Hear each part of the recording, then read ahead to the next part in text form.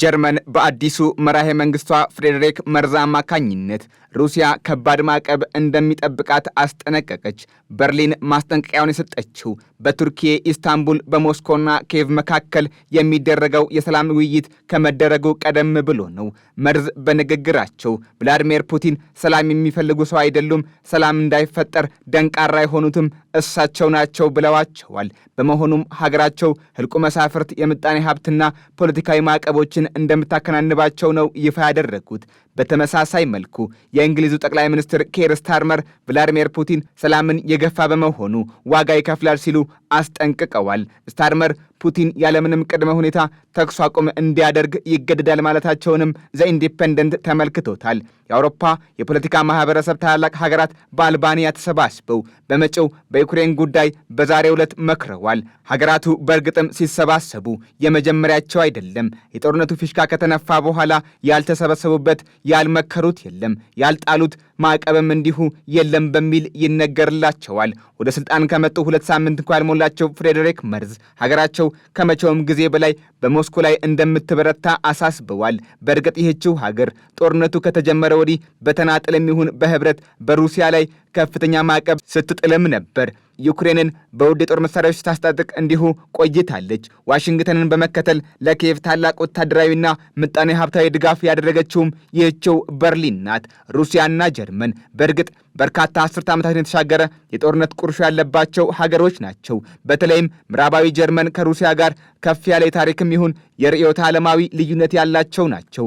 በርሊን ተጨማሪ ማዕቀቦችን እንደምታስተላልፍ የዛተችው ሞስኮ የናዚን ወረራ ድል ያደረገችበትን 80ኛ ዓመት ባከበረችበት በሳምንት ውስጥ ነው። ከሳምንት በፊት ሞስኮ የማይበገር ጦር እንዳላት ስትገልጽ ወታደራዊ ትርኢት ስታደርግም ሰንብታለች። እነዚሁ ሀገራት ታዲያ በወቅቱ የገቡበት የሁለተኛው የዓለም ጦርነት ጠባሳ ያለባቸውም ናቸው ይባልላቸዋል። በእርግጥ በወቅቱ ጀርመን በአዶልፍ ሂትለር የተመራች የገጠመችው አንድ ሀገር ብቻም አልነበረም። ይልቅ እንግሊዝ፣ ፈረንሳይ፣ ሩሲያ፣ ፖላንድ፣ አሜሪካን ጨምሮ ሌሎችንም እንጂ።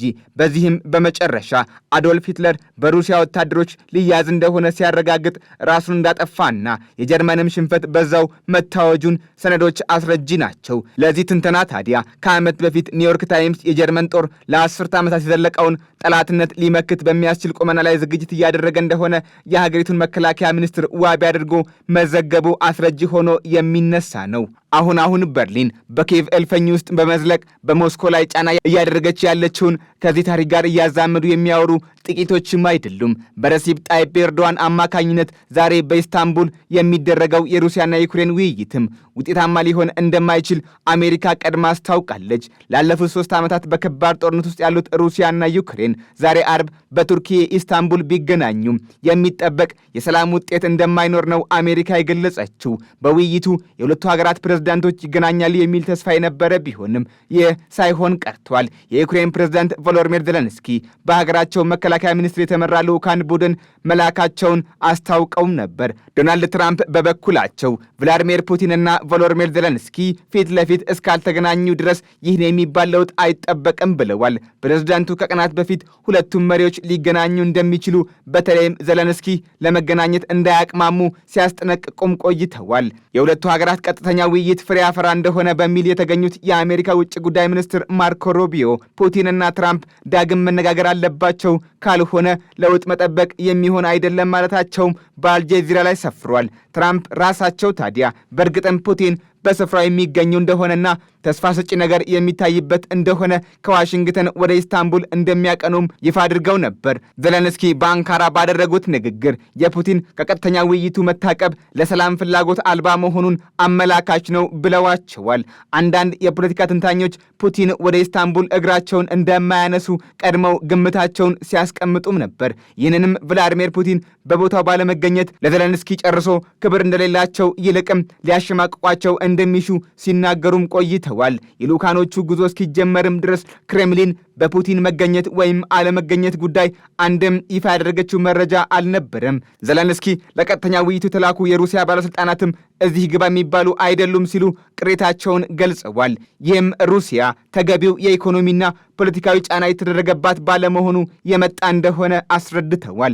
ለዚህ ምላሽ ያለችውን የሰጠችው ሞስኮ ተሸናፊዋ ኪየቭ ሩሲያ ማንን መላክ ወይም አለመላክ እንዳለባት የመምረጥ መብት እንደሌላት አስረድታለች። ከዚህም ባሻገር የውጭ ጉዳይ ሚኒስትር ሰርጌይ ላቭሮቭ ቮሎዲሚር ዜሌንስኪ በሽተኛ ነው በማለት እንደተሳለቁባቸው ነው አልአረቢያ የዘገበው። ሩሲያ ወደ ኢስታንቡል የላከቻቸው ልዑካኖች በሚኒስትር ዴታ ደረጃ ያሉ ባለስልጣናትም ናቸው።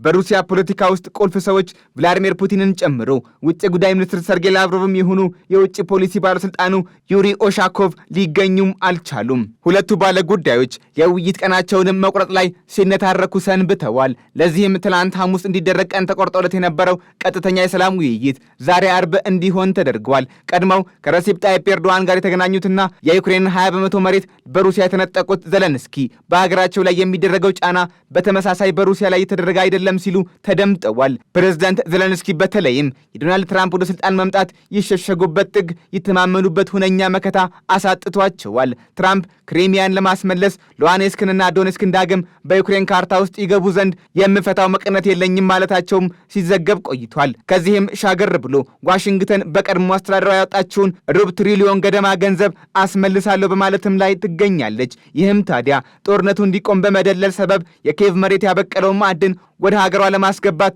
ዋሽንግተን በመፍትሄነት የያዘችውም ነው። አሜሪካ ራሷን ከትብብር ያገለለች ቢሆንም እንግሊዝ፣ ጀርመንና ፈረንሳይ ከሌሎች ሀገር ጋር በመሆን እየኳተኑ እንደሆነም ነው የሚደመጠው። የአውሮፓ የፖለቲካ ማህበረሰብ በአልባንያ እየመከረ የሩሲያና የዩክሬን ባለስልጣናት በኢስታንቡል በከተሙበት በዛሬው ታዲያ ኪየቭ በተማጽኖ ያገኘችው ኤፍ-16 የጦር ጀት በገጠመው ችግር መውደቁ ተሰምቷል። የጦር ጀቱ ለመውደቁ ግን የሩሲያ ሚና የለበትም ሲባልም ተነግሮለታል። የዚሁ ጀት አብራሪ በተቀመጠው የአደጋ መከላከያ ራሱን ማትረፍ ቢችልም ጀቱ ሙሉ በሙሉ ከአገልግሎት ውጭ መሆኑን ፍራንስ 24 ላይ የሰፈረው መረጃ አመላካች ነው። መገናኛ ብዙሃን በተመሳሳይ መልኩ ባለፈው ዓመት ኤፍ-16 የተባለው ዘመናዊ ጀት በሩሲያ ጦር መመታቱን አብራሪውም ለሞት የተዳረገ መሆኑን አስታውሰዋል። በአልባንያ የሚመክሩት የ47 ሀገራት መሪዎችና ተወካዮች አህጉሩ እያጋጠመው ካለው የሩሲያ ወረራ እንዴት ራሱን አሁንም መከላከል እንዳለበት ያለመ ውይይት እያደረጉም ነው። የአልባንያውም ስብሰባ በቱርኪ ኢስታንቡል የሚደረገውም የሰላም ውይይት በተመሳሳይ ቀን እየተደረገም ይገኛል። እንደ ፈረንሳይ የዜና ወኪል ሌሞንዲ በኢስታንቡል የአሜሪካ የውጭ ጉዳይ ሚኒስትር ማርኮ ሩቢዮ፣ የቱርክ የውጭ ጉዳይ ሚኒስትር ሀካን ፊዳን መገናኘታቸውም ታውቋል። የሰላም ውይይቱ ጭብጦች ዜናው እስከተጠናቀረበት ጊዜ ድረስ የወጡ ባይሆንም የስምምነቱ ጉዳይ ግን በበርካቶች ዘንድ ጥርጣሬን ፈጥሯል። አንካራ በእርግጥ ሁለቱን ሀገራት ወደ ሰላም ለማምጣት የምታደርገው ጥረት ይህ ለመጀመሪያ ጊዜም አይደለም። ለብራሰልስም ይሁን ለሞስኮ ተመሳሳይ እጆች ያሏት ስትባል የሚነገርላት ቱርክ የሚሆኑ ፕሬዝዳንቷ ረሲፕ ጣይፕ ኤርዶዋን ጦርነቱ በተጀመረ ዓመት የማሸማገል ብርቱ ሙከራ አድርገው ነበር። በዚህ ዙር